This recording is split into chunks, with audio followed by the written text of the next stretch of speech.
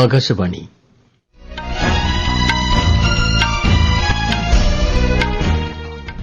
നമസ്കാരം. വാർത്തകൾ വായിക്കുന്നത് തുളസീദാസ് പരമേശ്വരൻ.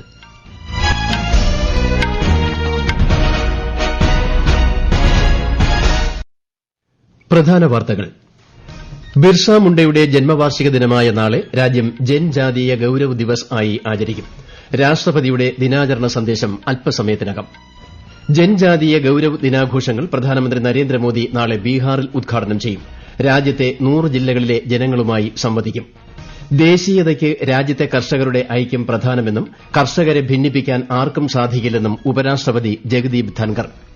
മഹാരാഷ്ട്രയിലും ഝാർഖണ്ഡിലും നിയമസഭാ തെരഞ്ഞെടുപ്പിന്റെ പ്രചാരണം ഊർജ്ജിതം. പാലക്കാട്ട് പ്രചാരണത്തിന് ചൂടേറി. സഹകരണ മേഖലയിലെ നിക്ഷേപം സുരക്ഷിതമെന്നും ആരുടെയും പണം നഷ്ടപ്പെടില്ലെന്ന് ഉറപ്പു നൽകുന്നതായും മുഖ്യമന്ത്രി പിണറായി വിജയൻ. ഇന്ത്യ ദക്ഷിണാഫ്രിക്ക 4ാം ട്വന്റി ക്രിക്കറ്റ് മത്സരം നാളെ. ഏഷ്യൻ ചാമ്പ്യൻസ് ട്രോഫി വനിതാ ഹോക്കിയിൽ തായ്ലന്റിനെ പരാജയപ്പെടുത്തി ഇന്ത്യ സെമിയിൽ. വാർത്തകൾ വിശദമായി. പ്രമുഖ ഗോത്രവർഗ്ഗ നേതാവും സ്വാതന്ത്ര്യസമര സേനാനിയുമായ ബിർസ മുണ്ടയുടെ ജന്മവാർഷിക ദിനമായ നാളെ രാജ്യം ജൻജാതീയ ഗൌരവ് ദിവസമായി ആഘോഷിക്കും. ഇതോടനുബന്ധിച്ച് രാഷ്ട്രപതി ദ്രൌപദി മുർമു ഇന്ന് രാത്രി 8 മണിക്ക് രാഷ്ട്രത്തെ അഭിസംബോധന ചെയ്ത് ജൻജാതീയ ഗൌരവ് ദിവസ് സന്ദേശം നൽകും. രാജ്യത്തിന്റെ ചരിത്രത്തിനും സംസ്കാരത്തിനും ഗോത്ര സമൂഹങ്ങൾ നൽകിയ സംഭാവനകളെ അനുസ്മരിക്കുവാനാണ് ജൻജാതീയ ഗൌരവ് ദിവസ് ആചരിക്കുന്നത്. പ്രധാനമന്ത്രി നരേന്ദ്രമോദി ബീഹാറിലെ ജമുഅയിൽ നാളെ നടക്കുന്ന ജൻജാതീയ ഗൌരവ് ദിവസ് ആഘോഷങ്ങളിൽ പങ്കെടുക്കും. ഗോത്രവർഗ്ഗ നേതാവും സ്വാതന്ത്ര്യസമര സേനാനിയുമായ ബിർസ മുണ്ടയുടെ സ്മരണാർത്ഥമുള്ള തപാൽ സ്റ്റാമ്പും നാണയവും പ്രധാനമന്ത്രി നാളെ പുറത്തിറക്കും. ഗോത്രവർഗ്ഗ വിഭാഗങ്ങളുടെ ഉന്നമനത്തിനായുള്ള 6640 കോടി രൂപയുടെ വികസന പദ്ധതികൾക്കും ശ്രീ നരേന്ദ്രമോദി തുടക്കം കുറിക്കും. രാജ്യത്തുടനീളമുള്ള 100 ജില്ലകളിലെ ജനങ്ങളുമായി പ്രധാനമന്ത്രി സംവദിക്കും. ഇതോടനുബന്ധിച്ച് കേരളത്തിൽ ഇടുക്കിയിലും കാസർഗോഡും സംഘടിപ്പിക്കുന്ന പരിപാടികളിൽ കേന്ദ്ര സഹമന്ത്രി ജോർജ് കുര്യൻ മുഖ്യ അതിഥിയാകും. ദേശീയതയ്ക്ക് രാജ്യത്തെ കർഷകരുടെ ഐക്യം പ്രധാനമാണെന്നും കർഷകരെ ആർക്കും ഭിന്നിപ്പിക്കാൻ സാധിക്കില്ലെന്നും ഉപരാഷ്ട്രപതി ജഗദീപ് ധൻകർ. പുഷ്കറിൽ നടന്ന 105ാമത് ദേശീയ ജാട്ട് കൺവെൻഷനെ അഭിസംബോധന ചെയ്യുകയായിരുന്നു അദ്ദേഹം. യുവതലമുറയിൽ ധാർമ്മിക മൂല്യങ്ങൾ സൃഷ്ടിക്കുവാനും ശരിയായ പാത കാണിച്ചു കൊടുക്കുവാനും ഉപരാഷ്ട്രപതി കർഷകരോട് അഭ്യർത്ഥിച്ചു. കാർഷിക ഉൽപ്പന്നങ്ങളുടെ വിപണനത്തിലും വ്യാപാരത്തിലും കർഷകരുടെ പങ്കാളിത്തം വർദ്ധിപ്പിക്കണമെന്നും ശ്രീ ധൻകർ അഭിപ്രായപ്പെട്ടു. പ്രധാനമന്ത്രി നരേന്ദ്രമോദിക്ക് കരീബിയൻ ദ്വീപ് രാഷ്ട്രമായ ഡൊമിനിക്കൻ റിപ്പബ്ലിക്കിന്റെ പരമോന്നത ബഹുമതി. കോവിഡ് മഹാമാരിയെ നേരിടുന്നതിൽ ഇന്ത്യ ഡൊമിനിക്കയ്ക്ക് നൽകിയ സഹായങ്ങളും ഇരു രാജ്യങ്ങളും തമ്മിലുള്ള സഹകരണം ശക്തിപ്പെടുത്താൻ സ്വീകരിച്ച നടപടികളും കണക്കിലെടുത്താണ് പുരസ്കാരം. 2047ഓടെ ഇന്ത്യയെ വികസിത രാഷ്ട്രമാക്കി മാറ്റുവാനുള്ള കേന്ദ്ര സർക്കാർ ശ്രമങ്ങളുടെ ഭാഗമായി വിദേശ സർവകലാശാലകളെ ഇന്ത്യയിലേക്ക് ക്ഷണിച്ച് കേന്ദ്രമന്ത്രി നിർമ്മലാ സീതാരാമൻ. നിർമ്മിത ബുദ്ധി വികസിപ്പിക്കുവാനായി 3 മികവിന്റെ കേന്ദ്രങ്ങൾ സ്ഥാപിക്കുവാനാണ് സർക്കാർ ആലോചിക്കുന്നത്. കൃഷി, ആരോഗ്യം, നഗരവികസനം എന്നിവയെ അടിസ്ഥാനമാക്കിയാകും ഇത്. കർഷകരുടെ പരമ്പരാഗത വിജ്ഞാനം AI സാങ്കേതിക വിദ്യയിലൂടെ ശക്തിപ്പെടുത്താനാകുമെന്ന് കേന്ദ്രമന്ത്രി കർണാടകയിലെ ധർമ്മസ്ഥലയിൽ പറഞ്ഞു. It is aimed at making sure the ordinary citizen can also benefit from it. Benefit not for welfare alone. Benefit to give them access to decide what they want to do. They'll produce something, they'll showcase it in the digital e-marketplaces, and after that they will access the market and get their payment also digitally. മഹാരാഷ്ട്രയിൽ നിയമസഭാ തെരഞ്ഞെടുപ്പ് പ്രചാരണം പുരോഗമിക്കുന്നു. മഹാരാഷ്ട്രയിലെ 288 മണ്ഡലങ്ങളിൽ ഈ മാസം 20-നാണ് ഒറ്റഘട്ടമായി വോട്ടെടുപ്പ്. പ്രധാനമന്ത്രിയും മുതിർന്ന ബിജെപി നേതാവുമായ നരേന്ദ്രമോദി ഇന്ന് ഛത്രപതി സംഭാജി നഗറിലും പൻവേലിലും മുംബൈയിലും പ്രചാരണ റാലികളെ അഭിസംബോധന ചെയ്തു. രാജ്യത്തിന്റെ വികസിത് ഭാരത് എന്ന ലക്ഷ്യം സാക്ഷാത്കരിക്കാൻ മഹാരാഷ്ട്ര മുൻകൈ എടുക്കണമെന്ന് പ്രധാനമന്ത്രി പറഞ്ഞു. മുതിർന്ന കോൺഗ്രസ് നേതാവ് രാഹുൽ ഗാന്ധി ഇന്ന് നംദുർബാരിലെയും നന്ദേഡിലെയും തെരഞ്ഞെടുപ്പ് യോഗങ്ങളിലാണ് പങ്കെടുത്തത്. ഝാർഖണ്ഡിൽ 2ാം ഘട്ട നിയമസഭാ തെരഞ്ഞെടുപ്പിനുള്ള പ്രചാരണം ഊർജ്ജിതമായി തുടരുന്നു. മുതിർന്ന ബിജെപി നേതാവും കേന്ദ്രമന്ത്രിയുമായ അമിത് ഷാ ഇന്ന് പ്രചാരണ പരിപാടികളിൽ പങ്കെടുത്തു. മുതിർന്ന JMM നേതാവും ഝാർഖണ്ഡ് മുഖ്യമന്ത്രിയുമായ ഹേമന്ത് സോറൻ ദേവ്ഘർ, ബൊക്കാറോ മണ്ഡലങ്ങളിലാണ് ഇന്ന് പ്രചാരണം നടത്തിയത്. ഈ മാസം 20-നാണ് ഝാർഖണ്ഡിൽ 2ാം ഘട്ട വോട്ടെടുപ്പ്. പാലക്കാട് നിയമസഭാ ഉപതെരഞ്ഞെടുപ്പിനുള്ള പ്രചാരണം ഊർജ്ജിതമായി പുരോഗമിക്കുന്നു. UDF സ്ഥാനാർത്ഥി രാഹുൽ മാങ്കൂട്ടത്തിൽ ഇന്ന് പിരായിരിയിലും കൽപ്പാത്തിയിലും വോട്ട് തേടി. LDF സ്ഥാനാർത്ഥി P. സരിൻ ഇന്ന് കൽപ്പാത്തിയിൽ നിന്നാണ് പ്രചാരണം ആരംഭിച്ചത്. NDA സ്ഥാനാർത്ഥി C. കൃഷ്ണകുമാർ ഇന്ന് പാലക്കാട്, പിരായിരി പ്രദേശങ്ങളിൽ വോട്ടർമാരെ കണ്ടു.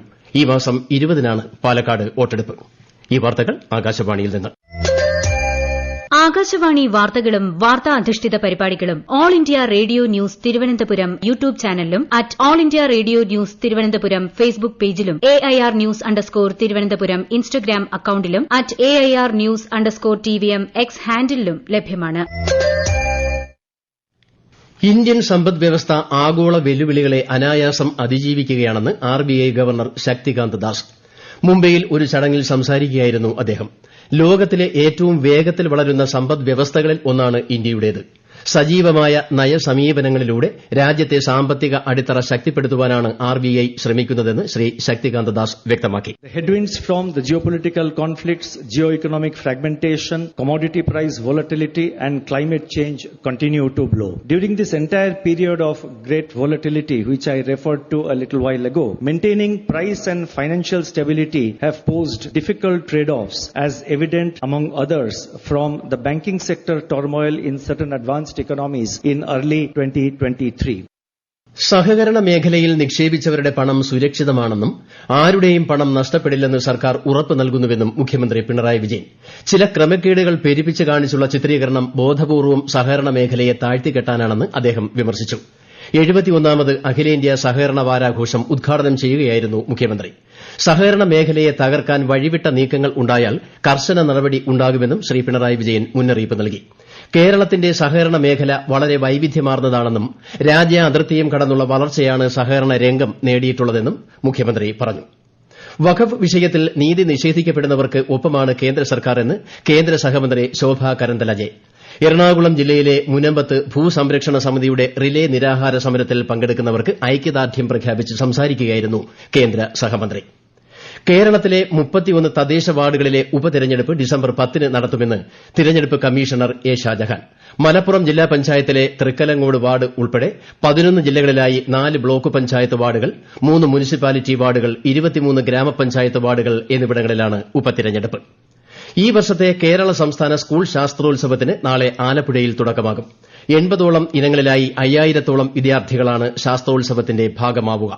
നാളെ വൈകിട്ട് നടക്കുന്ന ചടങ്ങിൽ മുഖ്യമന്ത്രി പിണറായി വിജയൻ മേളയുടെ ഔദ്യോഗിക ഉദ്ഘാടനം നിർവഹിക്കും. മേള ഈ മാസം 18-ന് അവസാനിക്കും. ദക്ഷിണാഫ്രിക്കയ്ക്കെതിരായ ഇന്ത്യയുടെ 4ാമത്തെയും അവസാനത്തെയും ട്വന്റി മത്സരം നാളെ നടക്കും.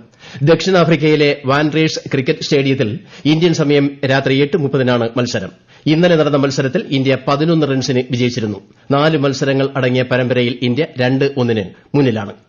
ബീഹാറിൽ നടക്കുന്ന ഏഷ്യൻ ചാമ്പ്യൻസ് ട്രോഫി വനിതാ ഹോക്കി മത്സരത്തിൽ തായ്ലൻഡിനെ പരാജയപ്പെടുത്തി ഇന്ത്യ സെമിയിൽ.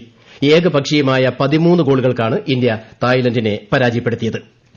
മണ്ഡല മകരവിളക്ക് മഹോത്സവത്തിന് നാളെ തുടക്കമാകും. ശബരിമല, മാളികപ്പുറം എന്നിവിടങ്ങളിൽ മേൽശാന്തിമാരും നാളെ ചുമതലയേൽക്കും. വൃശ്ചികം മാസം 1-ന് പുലർച്ചെ 3 മണിക്കാണ് നട തുറക്കുക.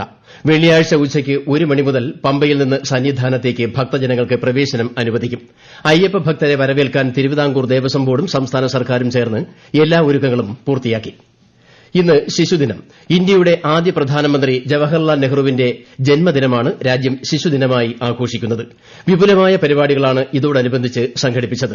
ശിശുദിനത്തിൽ പ്രധാനമന്ത്രി നരേന്ദ്രമോദി പണ്ഡിറ്റ് ജവഹർലാൽ നെഹ്റുവിന് ശ്രദ്ധാഞ്ജലി അർപ്പിച്ചു.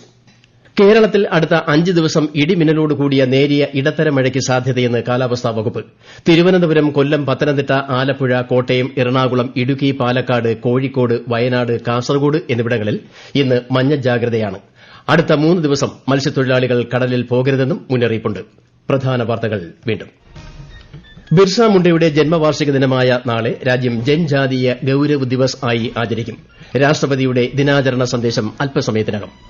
ജൻജാതീയ ഗൌരവ് ദിനാഘോഷങ്ങൾ പ്രധാനമന്ത്രി നരേന്ദ്രമോദി നാളെ ബീഹാറിൽ ഉദ്ഘാടനം ചെയ്യും. രാജ്യത്തെ 100 ജില്ലകളിലെ ജനങ്ങളുമായി സംവദിക്കും.